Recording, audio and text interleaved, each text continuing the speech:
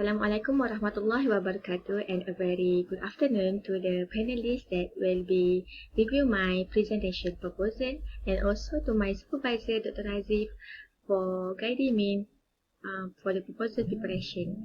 I'm Siti Hajar Padzil from the third year student of Nutrition Science. Will be present on my proposal slides, entitled Validity of Food Frequency Questionnaire FFQ among the Asian Population, a Systematic Review Protocol. The topic outline for the today presentation will be background, the rationale, the objective, the methodology, the appendices, and also the reference. So the part 1 is the background. So, for the background, the prevalence of the obesity and the chronic disease is rising rapidly in Asia. The development of the dietary-related chronic disease is crucial to be interpreted as the Asian country diet have become increasingly bright.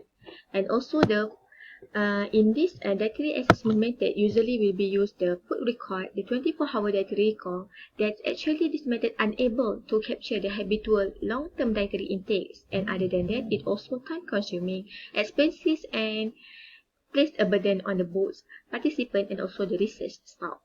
Therefore, the food frequency questionnaire have widely used, as it less the burdensome to the study participant, it's cheap, and also the ability to capture the useful dietary intake.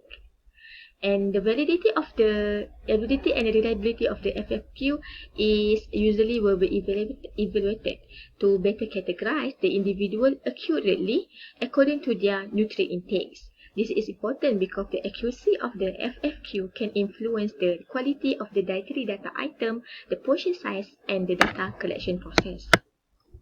For the literature review, I will be focused on the challenges in the dietary assessment.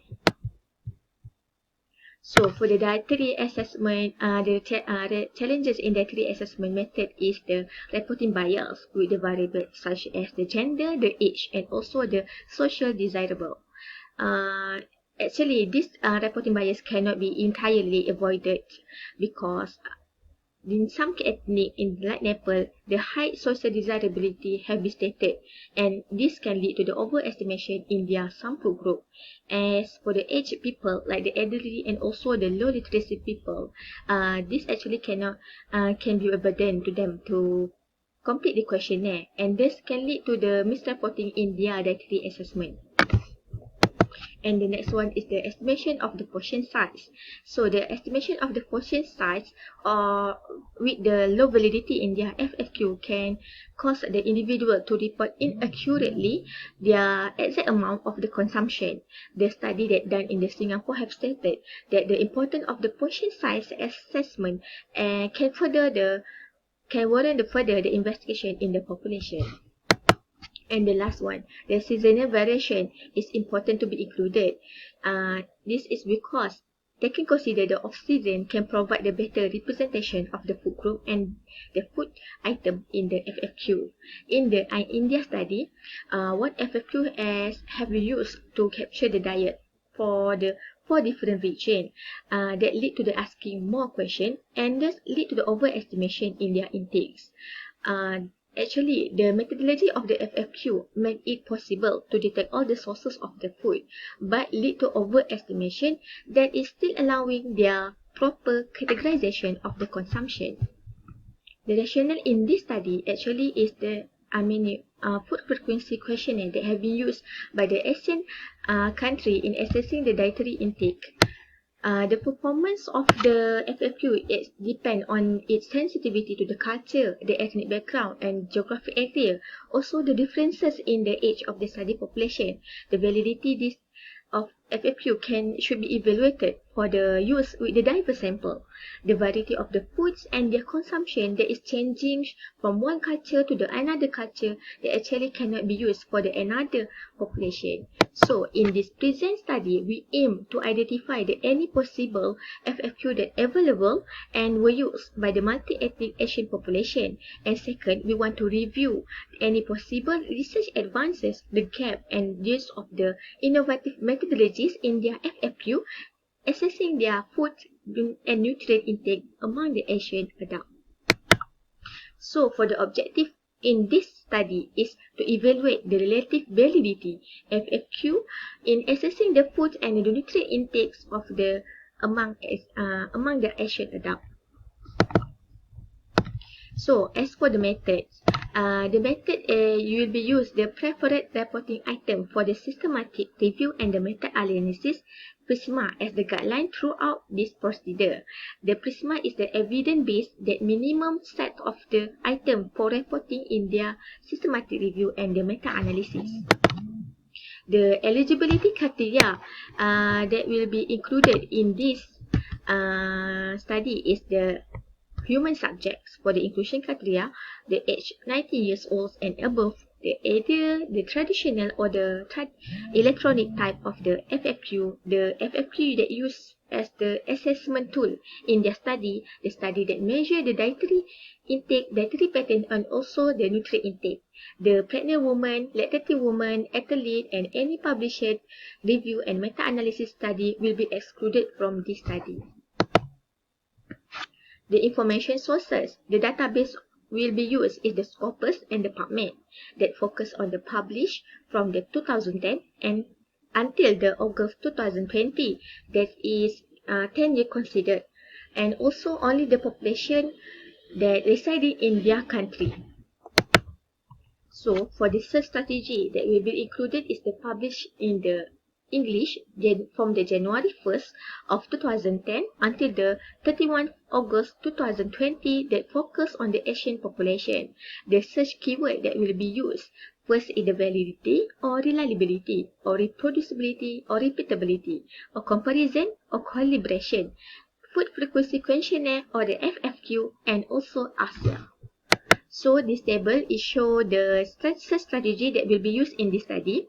So the first one, the validity of the FFQ in the ASEA, and then will be more specific on the validity, reliability, reproducibility, repeatability, comparison, and calibration, and food frequency questionnaire or FFQ and ASEA.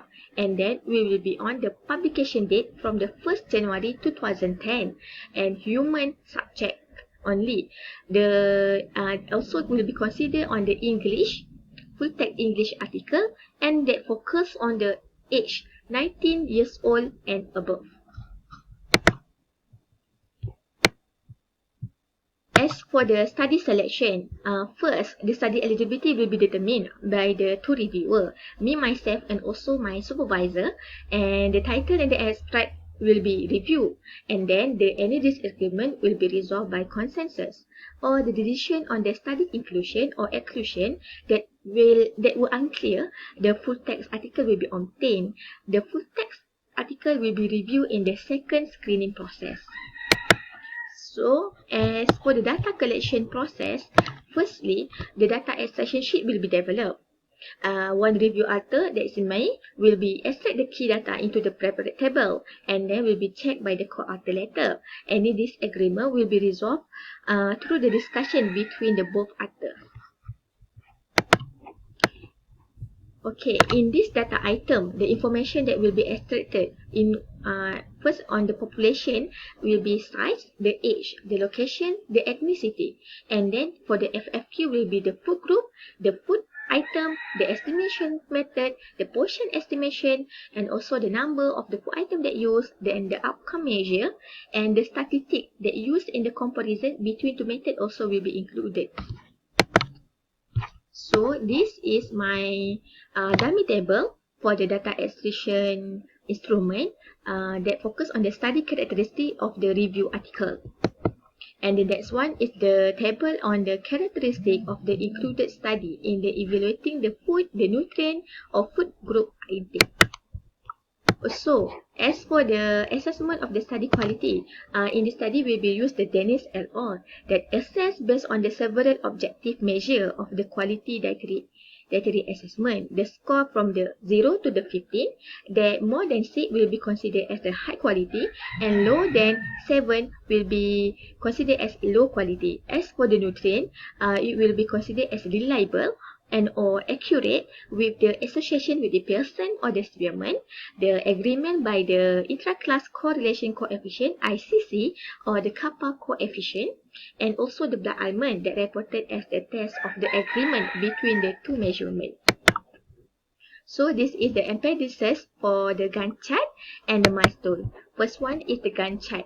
As for the Gantt chart, the Gantt chart will be started on the June 2020 and will be end on the January 2021.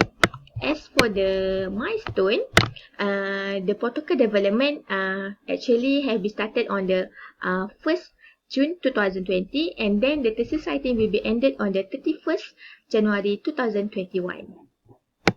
So this is my list of references that I've been used for the proposal slide, and that's all from me. Thank you.